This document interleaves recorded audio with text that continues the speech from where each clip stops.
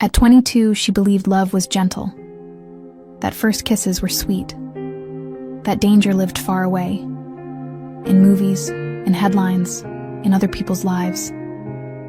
She had never been touched, never been claimed, never been desired by a man powerful enough to destroy worlds. And then she met him, her best friend's brother, the man people whispered about, the man New York feared, the Mafia king who never looked twice at innocence, until his eyes locked on hers. And in that single moment, everything she believed about safety, love, and control shattered.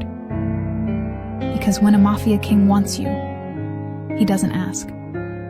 He waits. And then, he takes everything. I used to believe danger announced itself. Sirens, footsteps, raised voices in the dark. I believed monsters made noise. I was wrong. Sometimes danger's quiet. Sometimes it watches you without blinking. And sometimes danger already knows your name before you ever learn his. I was 22, untouched, invisible in a city that never looks twice. New York moved fast. People rushed past me every day, chasing dreams, money, power. I was just trying to survive. College, late shifts, cheap coffee, and a life that felt small but safe. Safe. That word mattered to me back then.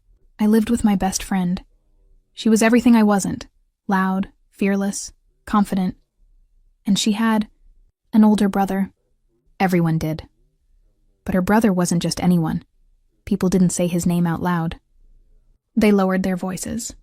They checked the room first. Leo Santorini. To the city, he was a rumor, a shadow behind closed doors, the man who owned the night. I had never met him. I had never even seen him. And yet, somehow, my life was already moving toward him. That night was supposed to be ordinary.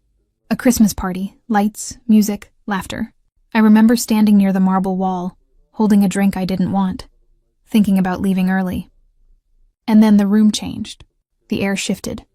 The laughter thinned. The music felt distant. Before I saw him, I felt him. A presence. Heavy, controlled, dangerous. When I turned my head, my heart forgot how to beat. That was the moment, the exact second my innocence met the man who would ruin it. Not with violence, not with force, but with a look that said, "You don't belong to this world anymore," and I didn't know it yet. But that was the last normal moment of my life. I didn't know his name yet. Not officially, but everyone else did. You could feel it in the way the room reacted to him. Conversations died mid-sentence. Smiles froze. People straightened their backs like soldiers who'd just heard footsteps behind them. That's when my best friend leaned close and whispered, "Don't look. That's my brother." Her voice wasn't proud. It was careful. And suddenly, the weight in my chest made sense. Leo Santorini. The name moved through the room faster than the music. It wasn't spoken loudly. It didn't need to be. It carried its own warning. I told myself not to stare. I failed. He stood across the ballroom like he owned it. Not because he demanded attention, but because attention had nowhere else to go. Tall, broad shoulders, perfectly calm. His black suit fit him like it had been designed to obey him. 35, powerful, untouchable. And then his eyes lifted. Straight to me, not past me, not around me. It felt like the room tilted, like something invisible locked into place. His gaze didn't rush. It didn't soften. It simply stayed. I should have looked away. I didn't. That was my second mistake. He didn't smile. Didn't nod. Didn't acknowledge me at all. And somehow that was worse, because I felt seen. Truly seen. My pulse hammered so hard I was sure others could hear it. I took a step back, pressing myself against the cool marble wall like it could ground me. "Relax," my friend laughed, trying to sound normal. "He won't bite." She didn't believe that. Neither did I.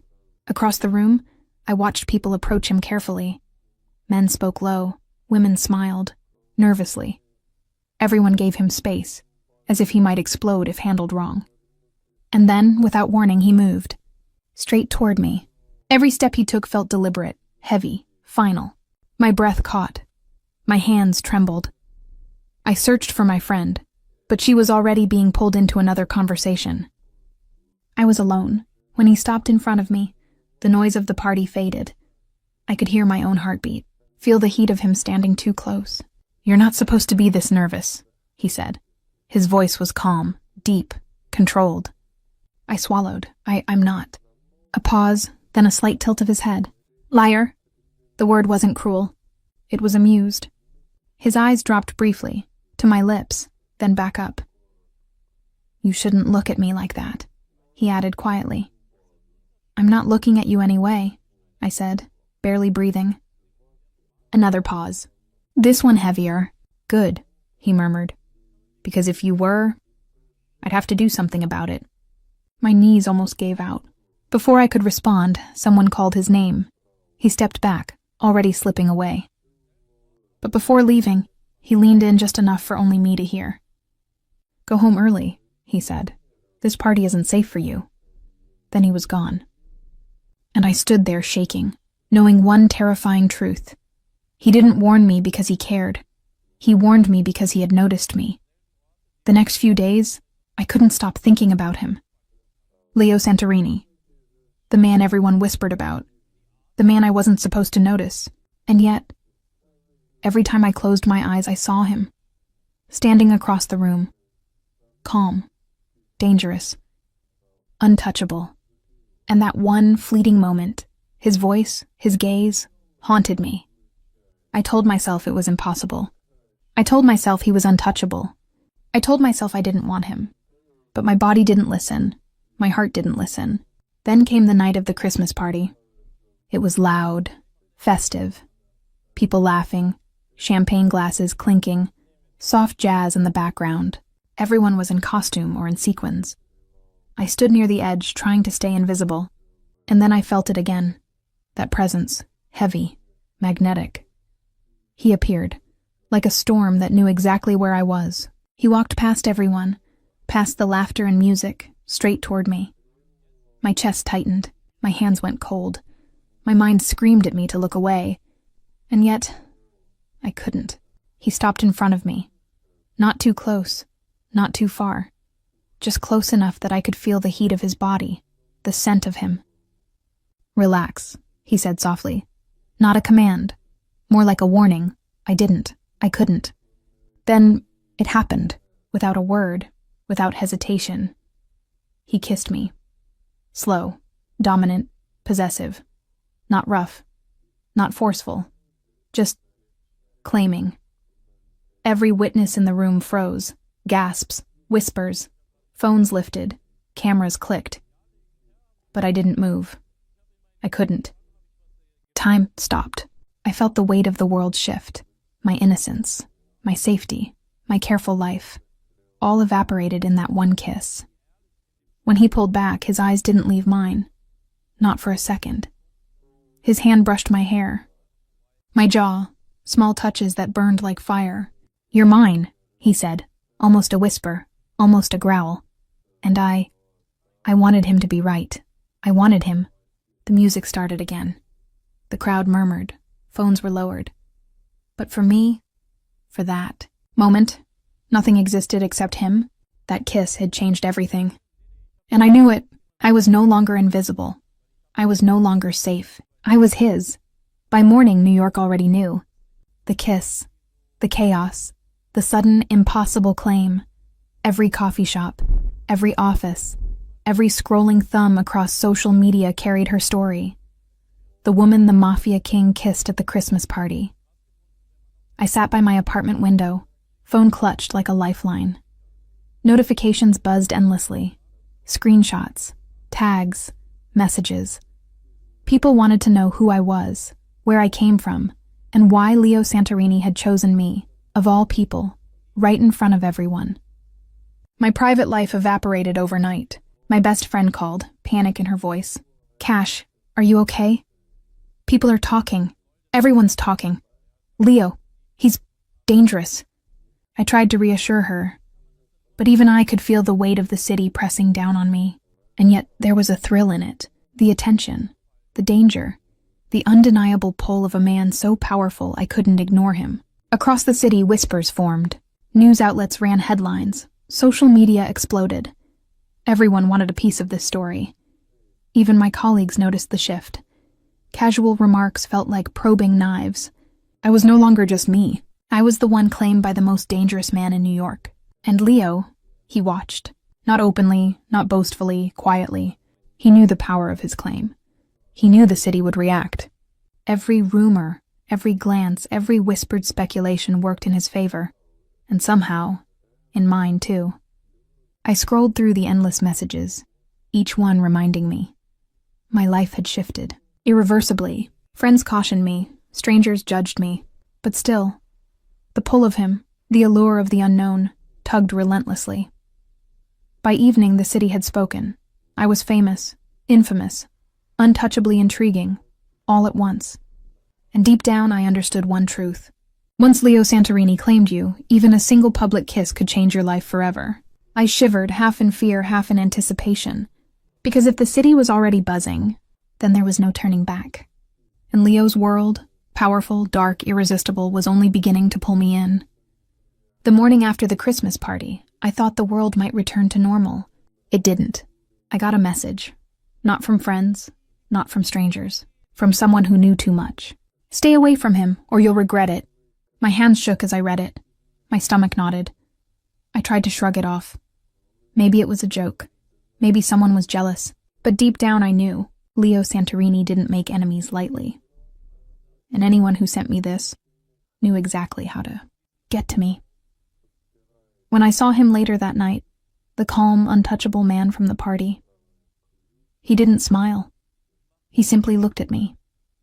"You got a message?" he asked quietly. I nodded, my voice barely above a whisper. He didn't ask more. Didn't tell me to ignore it.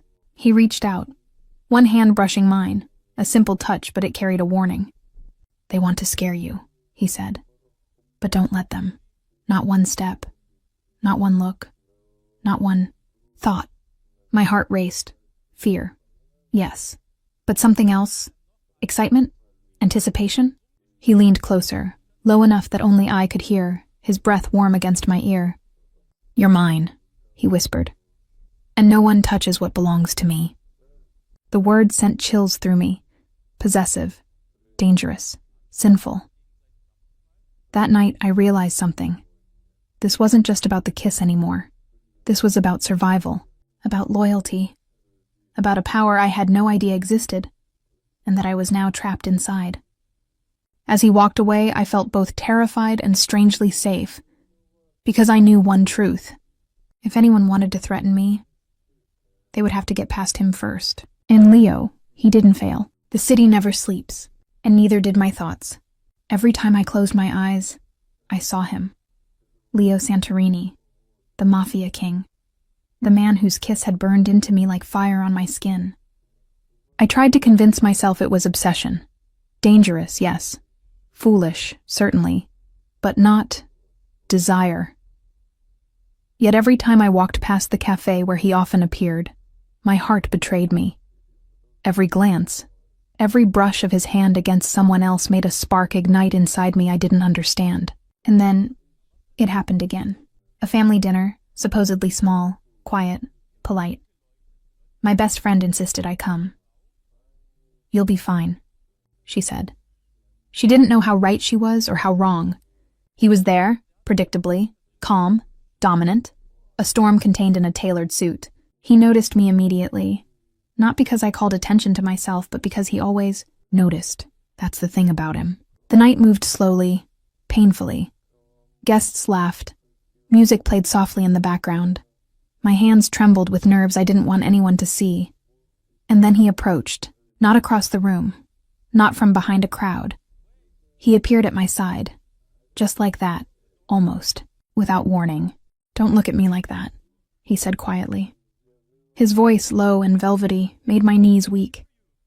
I tried to respond. "I'm not," I faltered.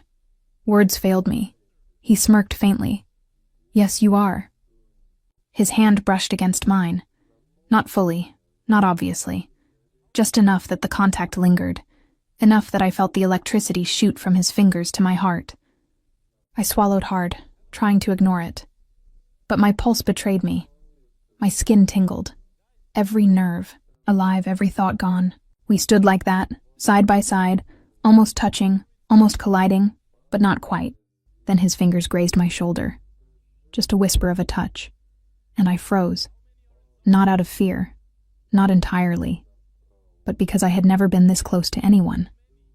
Never, and certainly not someone who could claim the entire city with a look. "You shouldn't be here alone," he murmured. His eyes didn't leave mine. And yet, here you are. I wanted to step back. I wanted to flee. But my feet wouldn't move. My body wanted to stay. My heart wanted to stay. We walked through the room together, our steps almost synchronized. Every time he spoke, it felt like he was reading my thoughts before I had them. Every time he moved, it was a challenge and a promise all at once. "You know this isn't safe," I whispered finally, my voice shaky. He tilted his head. A smile ghosted across his lips. "You've never been safe," he said. "Not anywhere, not with anyone. But I like that about you." And I felt my cheeks burn. A mix of fear, embarrassment, and something far worse, something I couldn't name. Then came the moment that made me ache inside. We stopped in front of the fireplace. He turned toward me. Slowly. His hand hovered near mine, then pulled back. Almost touching. Almost a confession. Almost everything. My breath caught. The heat between us thickened. I knew if he leaned just a little closer, if he touched my hand fully, I wouldn't be able to stop him. And I wouldn't want to. "Do you feel it too?" he asked, voice barely above a whisper. I nodded. My heart was too loud to lie. He smirked, just faintly, dangerous, promising. "That's good," he said softly. "Because the world doesn't forgive feelings like this. And neither do I." I didn't know what he meant. I didn't want to know. I only knew that I wanted him closer. And that terrifying thought thrilled me. For hours after, I replayed it in my mind. Every brush of fingers, every almost touch, every dark, smoldering glance. I realized something I hadn't expected. I wasn't afraid of him anymore. I was terrified of what I wanted. And that was far more dangerous. I noticed the change before anyone else did. It was subtle, quiet. But once I saw it, I couldn't unsee it. Leo didn't just watch me anymore. He protected me. At first, it was small things. A driver waiting downstairs when I didn't ask for one. A message from an unknown number warning me not to take a certain street home. A sudden absence of strangers who had been watching me a little too closely. He never explained. He didn't need to. I felt it in the way his presence followed me. Like a shield I hadn't earned, but desperately needed. One evening, I was leaving work later than usual. The city was dimmer, colder, sharper. I felt exposed in a way I hadn't before. Every footstep behind me sounded louder than it should have. Then a black car rolled to a smooth stop beside me. My breath caught. The window lowered. "Leo, get in," he said calmly. It wasn't a question. I hesitated. "I'm fine, I can—" "You can't," he interrupted, not harshly, just certain. "And tonight, you won't." Something in his tone told me this wasn't about control. It was about danger. I got in, and the door closed with a heavy finality that echoed in my chest. The city passed by outside, and blurred and distant. "You're being watched," he said after a moment. My stomach dropped.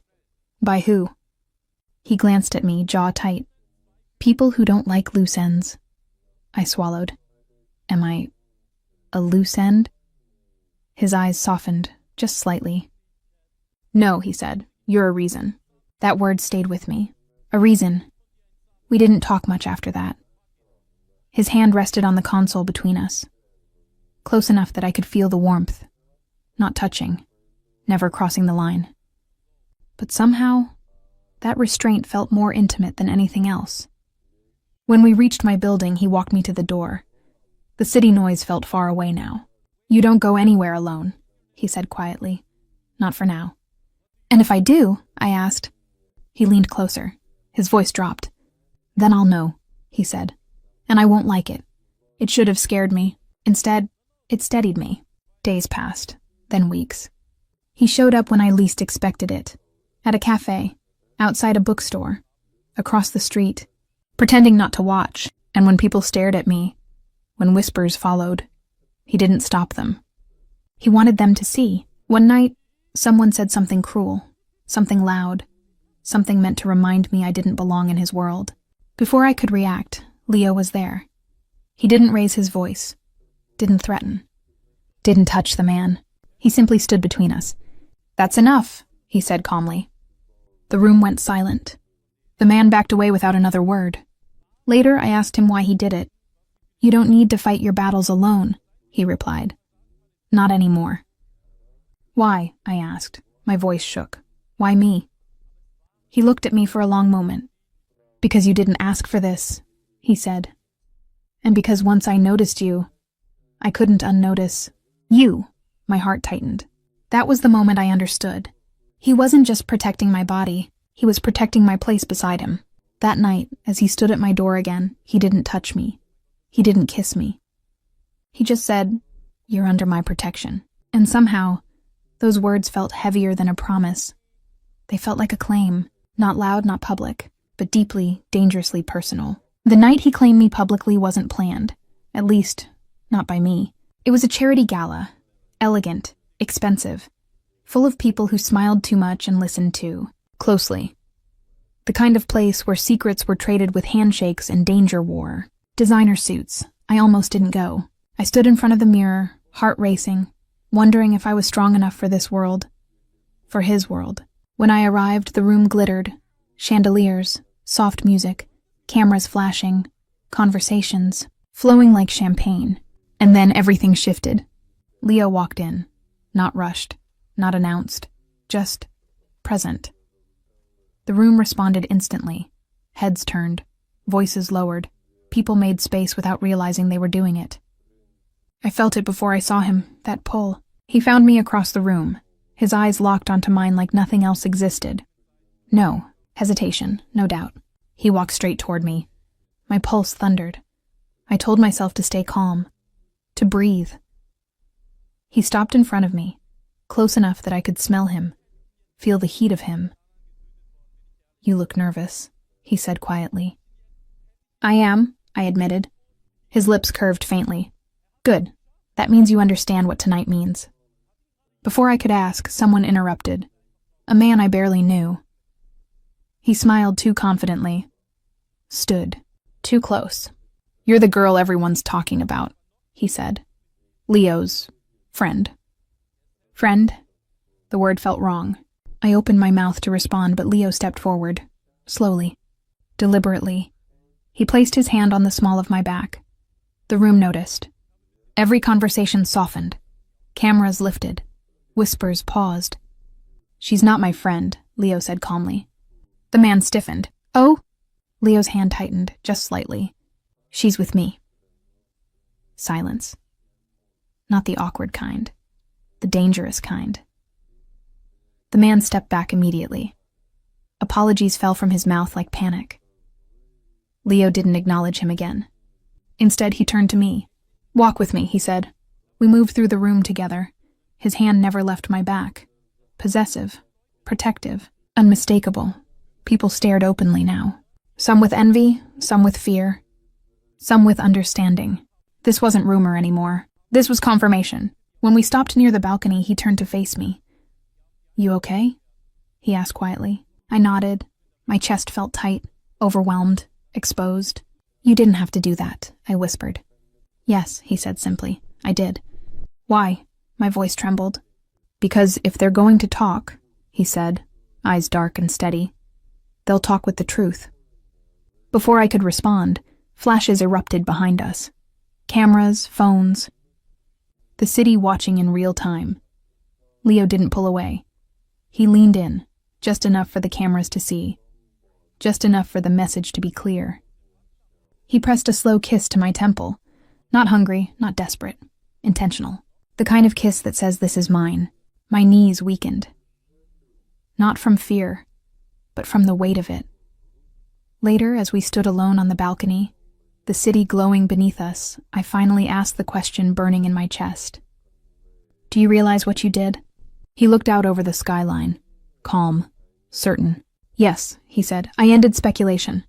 "And started something else," I whispered. He turned to me. His voice dropped. I started a war, he said, and I chose you anyway. My heart pounded. You don't belong on the sidelines anymore, he added softly. Whether you want this or not.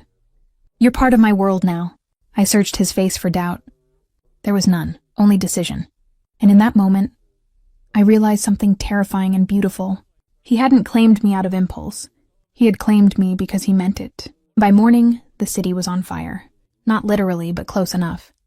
Screens lit up with headlines. Photos from the gala spread faster than the truth ever could. Leo. Santorini. Me. His hand on my back. The kiss on my temple. The message was clear. And new. York understood it immediately. The Mafia king had chosen, and the city didn't know what to do with that. I woke up to my phone vibrating nonstop. Messages I didn't recognize. Numbers I hadn't saved. People I had never met suddenly wanted to know me. My name, my past, my intentions. I turned the phone face down, heart racing. This was bigger than gossip now. This was a signal. At work, people whispered when I walked by. Conversations stopped mid-sentence. Someone smiled too brightly. Someone else avoided my eyes completely. I felt like I was walking through a glass box, visible from every angle, protected from none. By noon, it was everywhere. Who is she? Why her? Is she safe? Does she know what she's involved in? And then the darker questions started to surface. Is she leverage? Is she weakness? That's when I understood. This wasn't just attention. It was danger. That evening, Leo called. You don't go home tonight, he said calmly. My stomach tightened. Why? Because people are testing boundaries, he replied. And I don't like tests. A car picked me up before I could argue. The city blurred past the windows again, but this time, it felt sharper, edgier, like it was watching me back. When I arrived at his place, everything felt different. Guards at the door, quiet hallways, controlled movement. This wasn't luxury, it was strategy. Leo met me inside. You okay? He asked. I nodded, though it wasn't entirely true.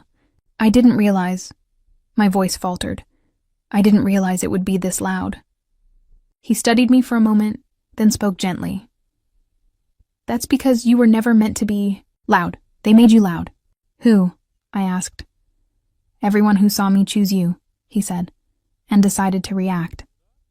That night, I heard things I wasn't supposed to hear. Names whispered behind doors, meetings that ended abruptly when I walked by. Tension thick enough to taste. Someone was unhappy. More than one someone. Later, as we stood in the quiet of his living room, Leo finally said it. They're moving. My breath caught. Who? Rivals, he said. Old ones, new ones. Anyone who thinks you're a weakness. I looked at him, fear rising. Am I?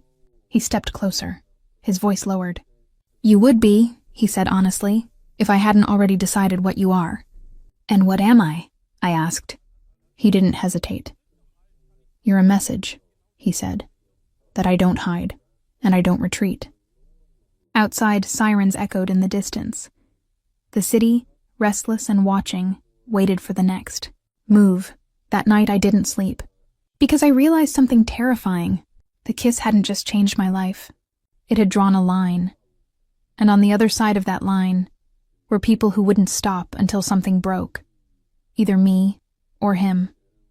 I always thought danger would feel loud. Sirens, shouting, violence in the open. I was wrong again. Danger was quiet here, controlled, organized. Leo's world didn't look like chaos. It looked like order. I noticed it the moment morning came. Men moved with purpose. Conversations were short. No wasted words. No wasted steps. Everyone knew where they were supposed to be and what they were willing to die for. That thought sent a chill through me. I stood near the window of his penthouse, watching the city wake up. From up here, New York looked harmless, beautiful, like it had no idea what it hid underneath.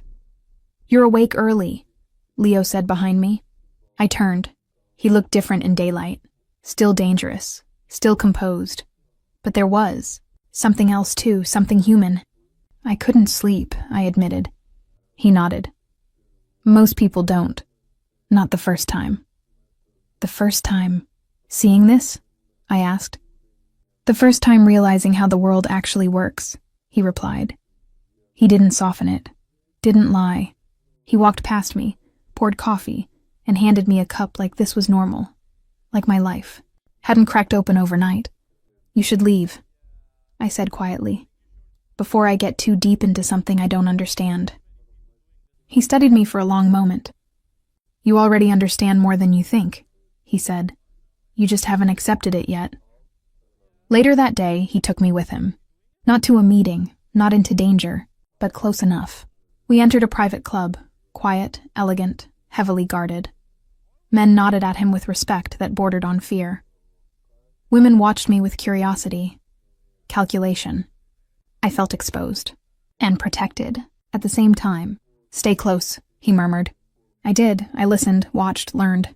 I saw how deals were made without raised voices, how loyalty mattered more than money, how one look from Leo could end a conversation or start a war. This isn't just crime, I whispered when we were alone again.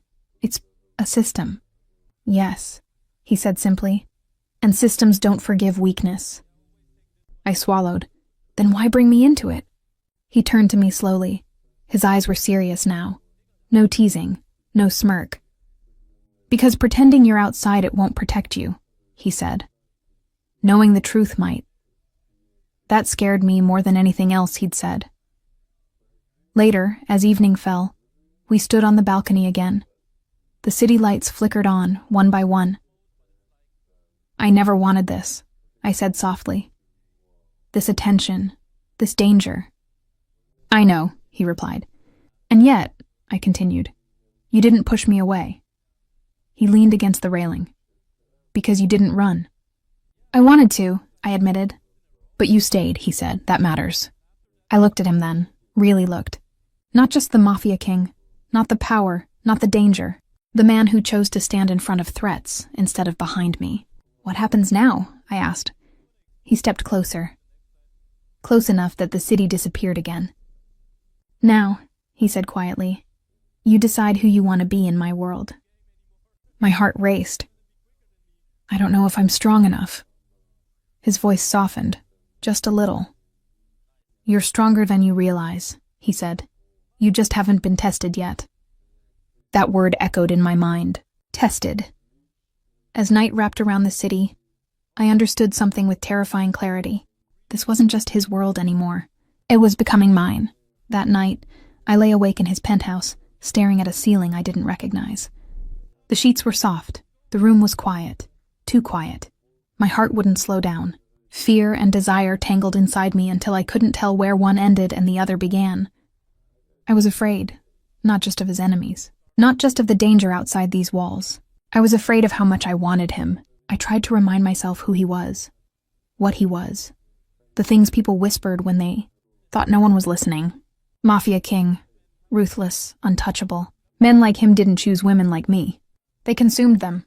And yet, when I thought about leaving, my chest tightened in a way that felt like grief. The next morning, I found him in the kitchen, coffee already made, calm as always. You didn't sleep, he said without looking at me. Neither did you, I replied. A pause. No, he admitted. I didn't. Silence stretched between us, heavy, loaded. I'm scared, I said suddenly. The truth spilled out before I could stop it. Of this. Of you. Of myself. He finally looked at me then. Really looked. That's good, he said quietly. I frowned. How is that good? Because people who aren't scared, he said, don't understand what they're walking into. He moved closer, but stopped a step away.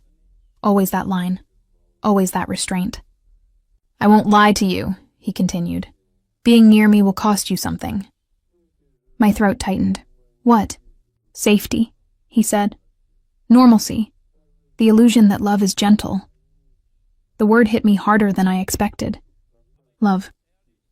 And yet, he added softly, I won't touch you unless you choose me. That stopped me cold. I searched his face for manipulation. I didn't find it. Why? I whispered. Because fear should never be the reason, he said. And because once I cross that line, there's no undoing it. My pulse thundered. My body leaned toward him without permission. I don't know what I want, I admitted. His voice dropped. Yes, you do. He reached out, slowly, and brushed his thumb against my wrist. Light. Barely there. My breath caught. Your heart's racing, he murmured. Not because you're afraid. I didn't pull away. That's what scares me, I whispered. His thumb stilled. Then listen to me, he said. Desire doesn't make you weak.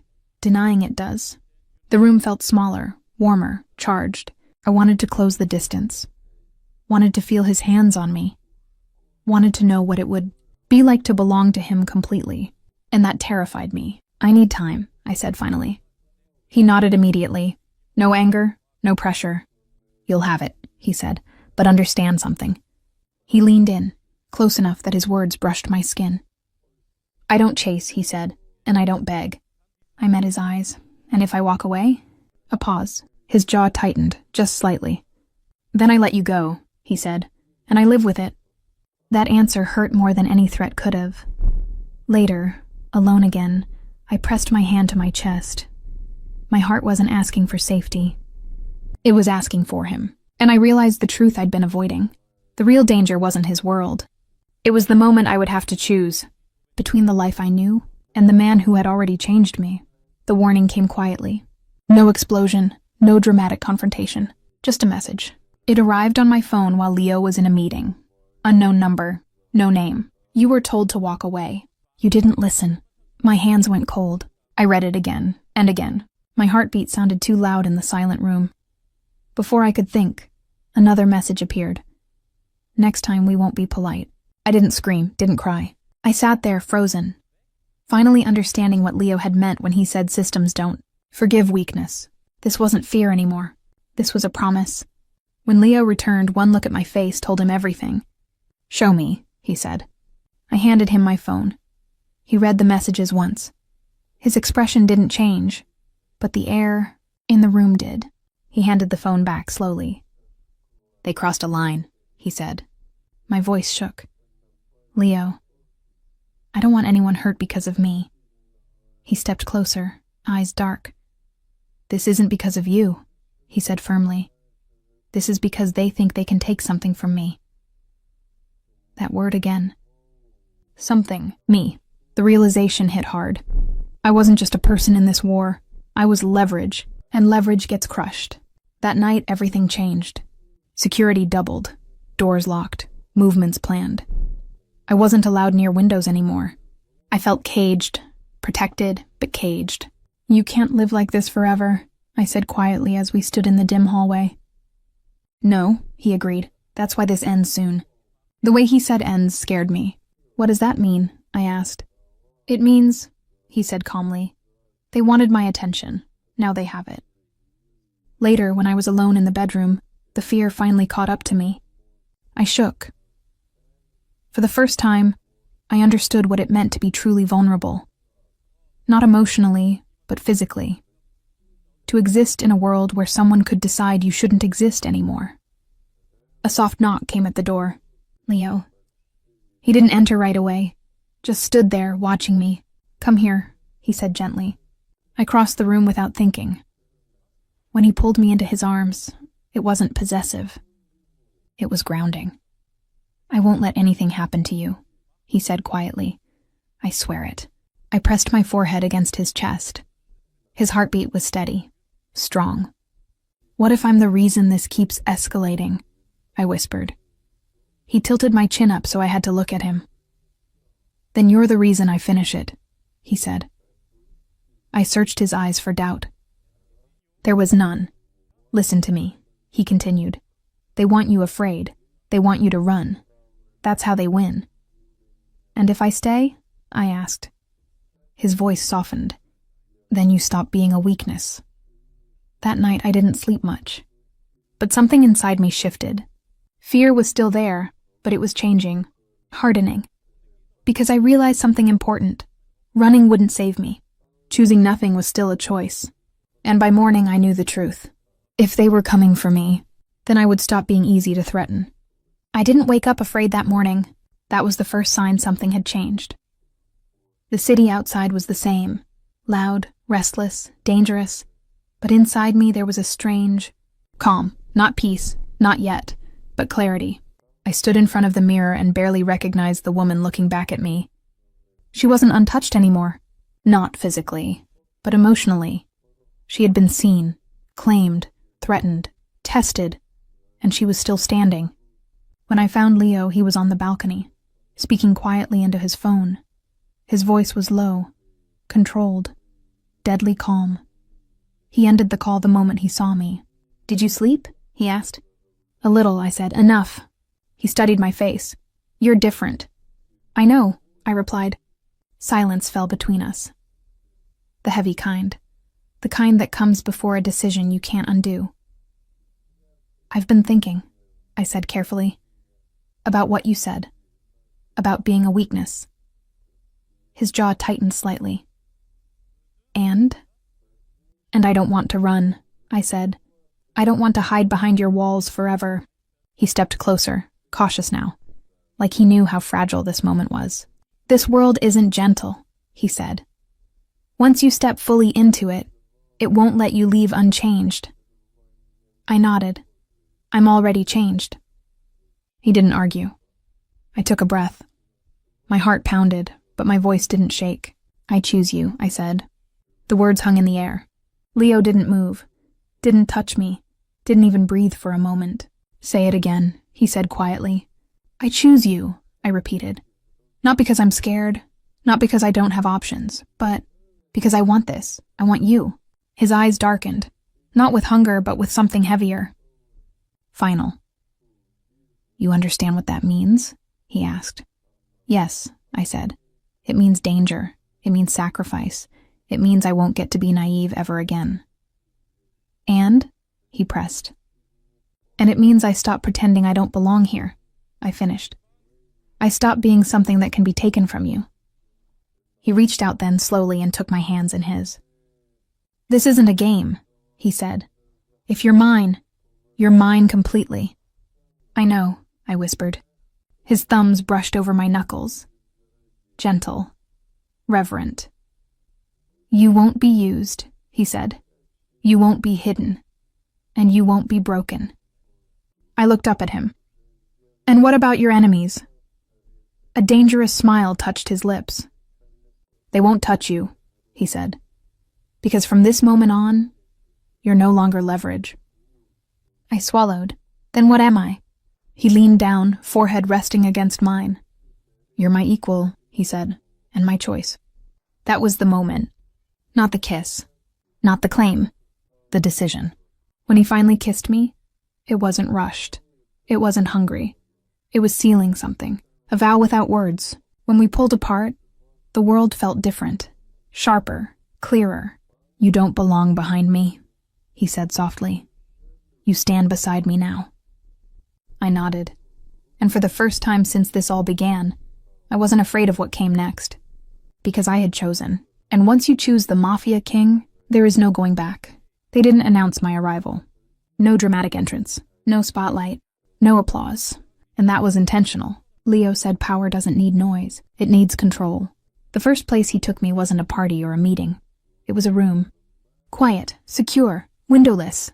A place where decisions were made, and people learned how this world really worked. I stood beside him, not behind him. That alone felt unreal. The men in the room looked at me once, then again. Curiosity. Doubt. Calculation. No one spoke. Leo did. "This is her," he said calmly. "She stays." That was it. No explanation. No justification. And no one questioned him. I felt it then, the shift, not in them. In me. I wasn't the girl from the Christmas party anymore. I wasn't the rumor. I wasn't the weakness. I was present. And presence is power. After the meeting, Leo didn't ask how I felt. He asked, "What did you notice?" I hesitated. "They were watching you." "And?" he pressed. "And waiting to see if I mattered." A corner of his mouth lifted. "Good. You're learning." That night things changed. Not dramatically. Quietly, I stopped asking for permission. I started asking questions. Why this territory mattered. Why certain names were never spoken. Why some doors stayed locked. Leo answered when it was safe. Corrected me when I was wrong. Watched when I didn't realize it.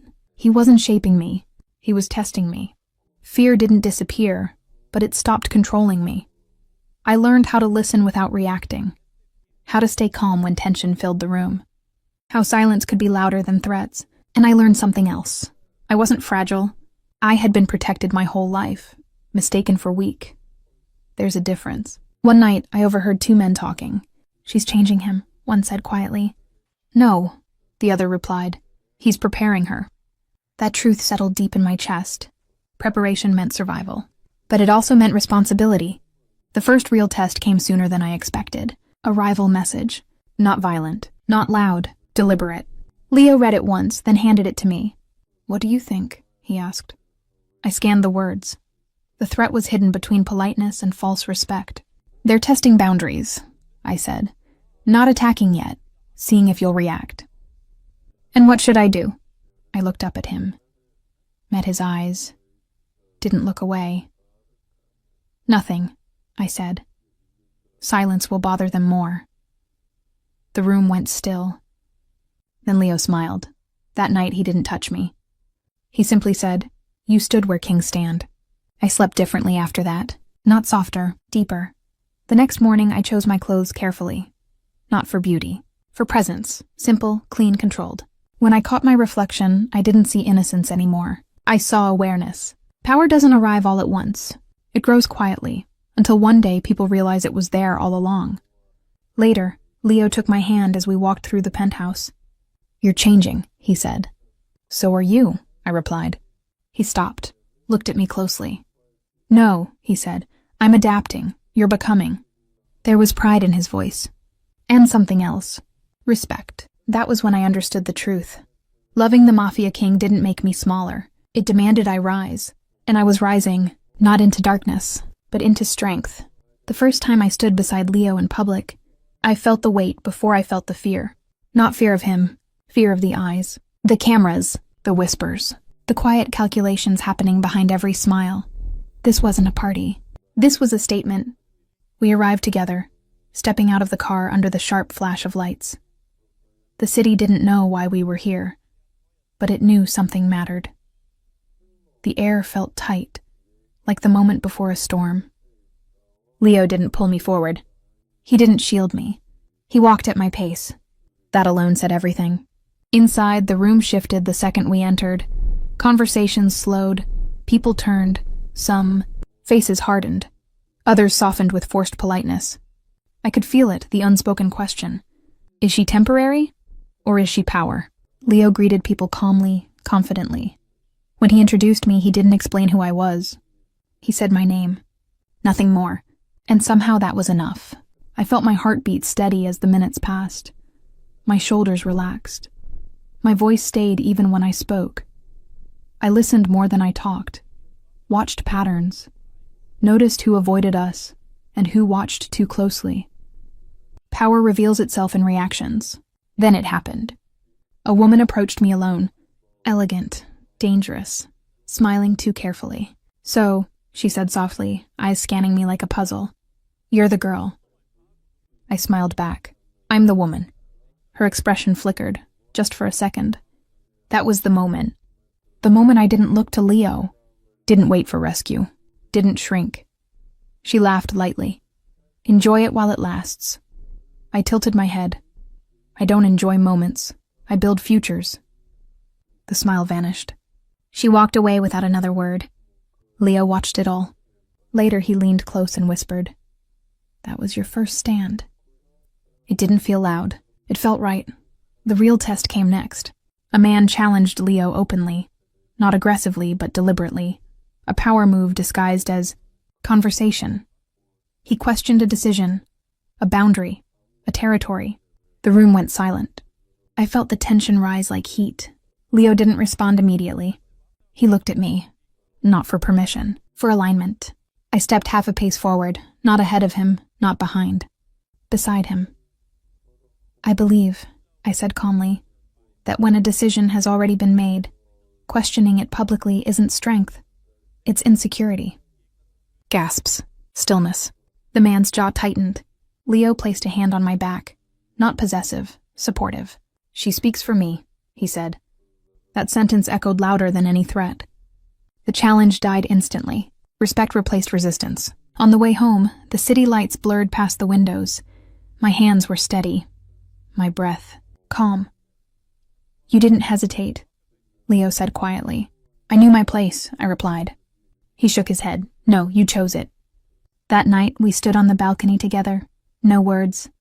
Just the city beneath us. Alive. Dangerous. Watching. "I won't protect you from this world anymore," he said. "I'll protect this world from underestimating you." I looked at him then. Not as the Mafia king, but as my equal. "I don't need saving," I said. "I need space." A slow smile appeared. "Then take it." And I did, because the city had seen me now. Not as a secret, not as a rumor, not as a weakness, but as a woman who stood beside power and didn't flinch. Power always asks for payment. I learned that the hard way. The night after the event, the city felt different. Not louder, not darker, just sharper. Like it had finally decided to pay attention to me. Every move felt watched. Every silence felt intentional. Leo didn't say it out loud, but I could feel it in him too. Something had shifted. Power doesn't like being shared. And it definitely doesn't like being challenged by someone it didn't expect. The first warning came quietly. A deal fell apart. Not Leo's fault. Not mine. Just interference. A message wrapped in business. Language. Polite, clean, cold. Then another. A delayed shipment. A miscommunication. A meeting canceled at the last minute. Small things. Too small to be accidents. Leo stayed calm. That was the part that scared me the most. He became quieter. More deliberate. His eyes tracked everything. His words were fewer, but heavier. "This is the cost," he finally said one night, standing by the window. "They're testing the edges." "Because of me?" I asked. He didn't answer right away. "Yes," he said honestly, "and because you didn't break." That hit deeper than fear. I didn't feel guilty, but I felt responsible. Power wasn't just something he carried anymore. It touched me too. The pressure followed us everywhere. Friends stopped calling. Invitations disappeared. Even the air between us felt tense, not distant, just loaded. One night I finally said it. "If I walk away," I whispered, "does it stop?" Leo turned slowly. His face wasn't angry. It was tired. "No," he said. "It just changes shape." I swallowed. "Then what's the point?" He stepped closer. "The point is choice." That word again, choice. I had chosen him. And now, I had to choose what that meant. The real cost showed itself days later. A threat not to him, to me. Indirect. Careful. Enough to be understood without being spoken. Leo's reaction wasn't rage. It was resolve.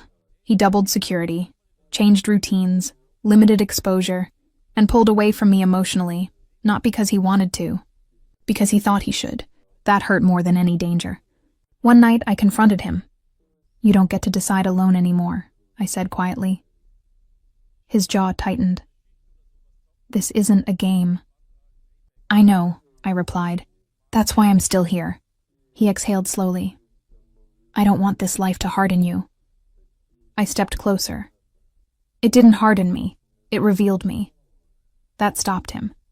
"I see everything now," I continued. "The fear, the power, the manipulation, and I still choose you, but not if you shut me out." Silence filled the room. Then he nodded. "Then you need to know something," he said. He told me everything. The alliances, the enemies, the risks that never make headlines, the names people whisper, but never say aloud. I listened, not flinching, not interrupting. When he finished, I felt heavier, but clearer. "This is the cost," he said again. "Once you see it, you can't unsee it." "I know," I replied, "but I'm not blind anymore." That night we didn't touch. We sat side by side, and somehow, that felt stronger than any embrace. Because love in this world isn't proven by passion. It's proven by endurance, And I was still standing. So was he. And together we were about to learn something dangerous. Power always demands payment, but it also rewards those who refuse to be afraid of the price. Loyalty isn't proven when things are easy. It's proven when everything is about to fall apart. The test didn't come with warning. It never does. It arrived disguised as an opportunity, a meeting, neutral ground, a proposal that promised peace, balance, and stability. The kind of offer that sounds reasonable, until you hear what it costs. Leo read the message in silence. I watched his face, searching for anger, suspicion, anything. But what I saw instead was calculation. They want assurance, he said finally. Of what? I asked. Of control. That word sat heavy between us. Assurance meant leverage. Control meant sacrifice. And we both knew what, or who, they were asking for. Not directly, never directly. They wanted me away from him. Removed from the equation. Quietly, cleanly, without drama. The city didn't fear Leo Santorini. It feared what he became when he chose someone over power. They think I'm your weakness, I said softly. Leo's eyes snapped to mine. You're not. But they believe I am, I replied, and belief is enough. The meeting was scheduled for the next night. Leo didn't want me involved. I could feel it in the way he avoided my eyes, the way his voice hardened when he said, "Stay home." I didn't argue. Not yet. That night, sleep didn't come. I lay awake, listening to the city breathe outside the windows. Every sound felt like a countdown. By morning, I had made my decision. If loyalty was going to be tested, it wouldn't be one-sided. I arrived at the meeting unannounced. The room went quiet the second I walked in. Faces turned, eyes narrowed, calculations shifted. Leo stood instantly. What are you doing here? I'm choosing, I said calmly. The men across the table exchanged glances. One of them smiled thinly. So this is her, he said. The complication. No, I replied before Leo could speak. I'm the constant. Silence followed. They expected fear. They expected hesitation. They didn't expect clarity. You want him stable, I continued. Predictable. Focused on power instead of people. But here's the truth. You don't control him because of me. You can't control him at all. Leo's hand clenched at his side. You think removing me fixes the problem? I said. It doesn't. It just proves you're afraid of what loyalty looks like when it's real. One of them leaned forward. You're brave, or foolish. Neither, I said. I'm informed. I turned to Leo. I know what this world costs, I said. I know the risks, and I know what walking away would give you. He shook his head slowly. You shouldn't have to do this. I know, I replied, but I want to. Then I faced them again. You want assurance? I said. Here it is. I reached for Leo's hand. Gasps followed. Murmurs. Shock. I'm not leaving, I said clearly. And if that makes me a liability, then understand this. Anything done to me will not weaken him. It will unleash him. That did it. Fear flickered. Real fear, because they knew it was true. The meeting ended quickly after that. No threats, no agreements, just a quiet understanding. The test had been failed or passed, depending on whose side you stood on. Outside, Leo pulled me into a shadowed corner. You shouldn't have done that, he said, voice tight. I know, I replied. But you needed to see it. He searched my face. See what? That loyalty doesn't run from danger, I said softly. It stands in front of it. For the first time since this all began, Leo looked shaken, not afraid. Moved. You chose me, he said. I already had, I replied. Today I just proved it. He didn't kiss me then. He rested his forehead against mine. And in that quiet moment I knew the final test of loyalty hadn't destroyed us. It had bound us tighter than ever. Some stories don't end with explosions. They end with decisions. The city didn't know what had happened behind closed doors. It never does. All it saw was the aftermath. Shifts in alliances. A calm that felt earned instead of forced. A mafia king who moved with quiet certainty instead of brute dominance. And me, still standing beside him. Weeks passed, slowly, intentionally. Leo didn't rush anything. Not business, not emotions, not us. Power was still there, heavy and dangerous, but it no longer felt like it was suffocating us. It felt balanced. One evening, we stood on the penthouse balcony, the city glowing beneath us like a living thing. The same skyline that once terrified me now felt familiar. Not safe. Just known. "You could still walk away," Leo said suddenly. I looked at him. "Do you want me to?"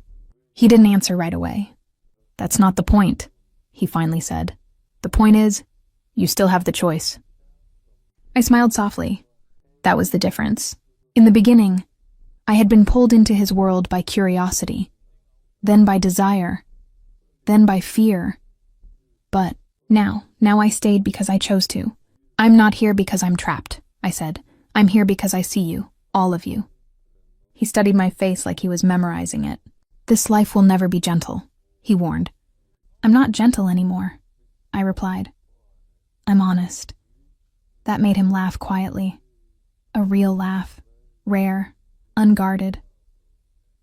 "You know," he said, "they still think you're my weakness." I stepped closer. "Let them." He turned to me fully. "You're not what they expected." "I know," I said. "Neither are you."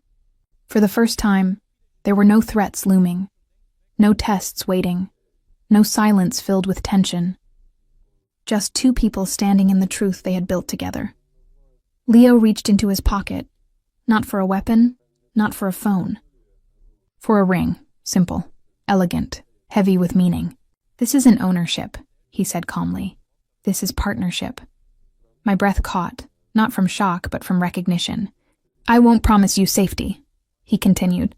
"I won't promise you peace, but I promise you honesty, loyalty, and a place beside me, never behind me." I didn't cry. I didn't hesitate. I took the ring. "Yes," I said, "to all of it." He slid it onto my finger like it belonged there. Because it did. The city didn't erupt. There were no headlines screaming the news. No chaos followed. Just a quiet shift in power. They stopped calling me his weakness. They started calling me his anchor. And him, he was still dangerous. Still feared. Still the Mafia king. But with me, he was something else too. Human. The kiss that had started everything felt like a lifetime ago. Back then, I thought love would be soft, safe, predictable. I was wrong. Love didn't find me. Choice did, and I chose him, not because he claimed me, but because he saw me and never asked me to disappear. As the city breathed beneath us, I rested my head against his chest. This wasn't the end of the story. It was the beginning of a different kind of power. One built not on fear, but on two people who refused to let the world decide for them. And that's where our story pauses.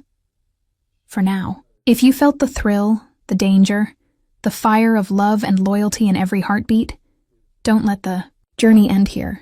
Subscribe now to BRD Stories Hub and make sure you're the first to follow every twist, every stolen moment, and every secret that awaits in the world of power, passion, and the Mafia King.